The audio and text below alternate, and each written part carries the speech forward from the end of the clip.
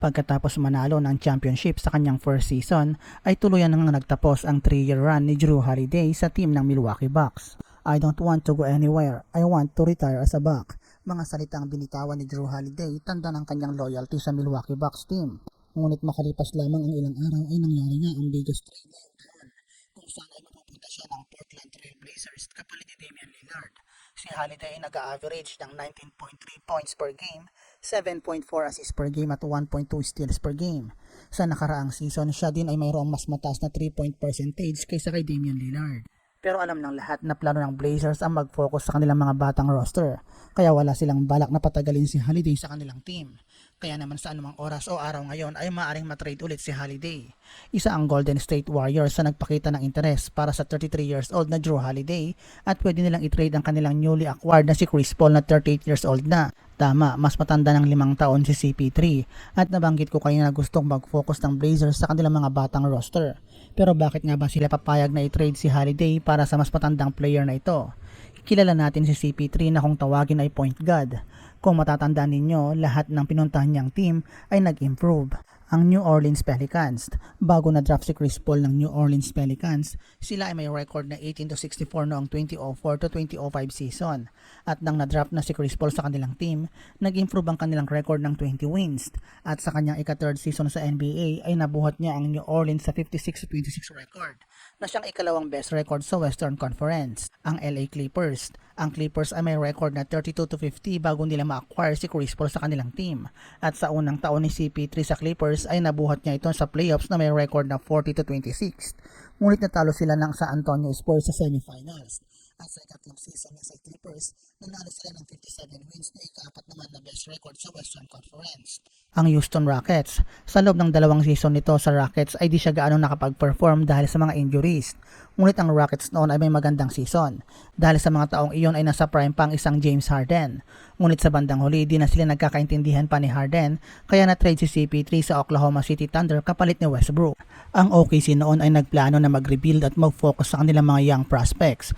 Ngunit dahil na rin sa magandang pag-lead ni CP3 sa mga young players ng OKC, nabuhat niya ang Thunder sa 44-28 record na ikalima naman sa Western at nakapasok pa sila ng playoffs. Ang Phoenix Suns. Ang Suns noon ay may record na 34-39 at nang makuha nila si CP3 sa trade ay agad na nag-improve ang kanilang record na may 51 wins at 21 lost at umabot pa sila ng finals.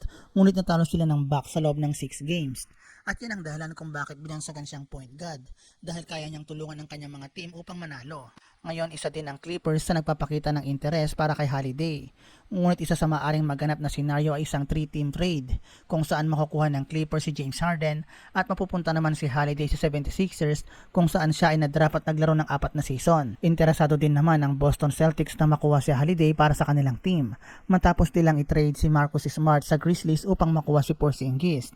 Sa ngayon ay wala silang point guard at isa si Holiday sa mga defensive guard sa liga kagaya ni Smart na meron silang parehong game style. Matapos din naman na di makuha ng Miami Heat si Lillard ay nagka-interest din sila kay Holiday. At isa si Tyler Hero ang maaari nilang i-offer sa Blazers. Maaring kagatin ito ng Blazers dahil gusto nilang mag-rebuild at mag-focus sa mga batang roster nila. At isa ding magandang addition si Holiday sa Miami Heat dahil sa matutulungan niyang buhatin ni Jimmy Butler ang Miami Heat. At alam nilang isang consistent na player si Holiday. Ang Pacers ay nagpakita din ng interes. Nitong nakaraan lang ay naglabas ng statement ang Pacers na hanapan nila ng bagong team si Buddy Hield. At isa yun sa maaaring gamitin nila para makuha si Holiday. Magandang addition si Holiday sa Pacers.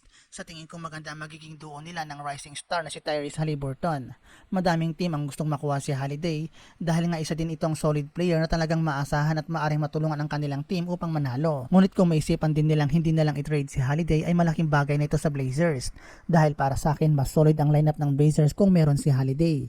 Ito ang kanilang maaaring maging lineup: Jrue Holiday, Scoot Henderson, Shaedon Sharpe, Jeremy Grant, DeAndre Ayton at ang kanilang second unit ay isang solid din at kung maganda ang magiging performance ni Henderson, sila ay maaari makapasok pa ng playoffs. Samantala, Kyrie Irving muling nagbabalik sa Dallas Mavericks matapos itong malagay sa free agency at sa ngayon ay nag-sign na ito ng 3-year deal na nagkakahalaga ng up to $126 million sa Dallas Mavericks. Si Kyrie Irving ay nakuha ng Mavericks sa isang trade mula sa Brooklyn Nets noong nakaraang season at naging naging kahanga-hanga siya sa kanyang maikling panahon sa franchise team sa pagtatapos ng 2022-2023 season sa kabila ng mga na-miss itong games dahil sa kanyang mga injury. Sa 20 games na nakasama niyang Dallas Mavericks noong nakarang season, siya ay nag-average ng 27 points, 5 rebounds, 6 assists, 51% from the floor at 39.2% beyond the arc. Kinuha ng Dallas Mavericks si Kyrie Irving para i-partner kay Luka Doncic at maging contender ang team nila sa championship title.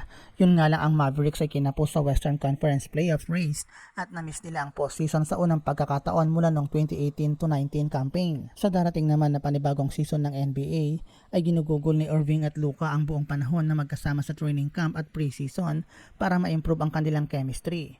Dahil dito marami ang naniniwala na magwo-work na ang duo nilang dalawa sa panibagong season ng NBA. At diyan nagtatapos ang ating video. Maraming salamat sa inyong panonood.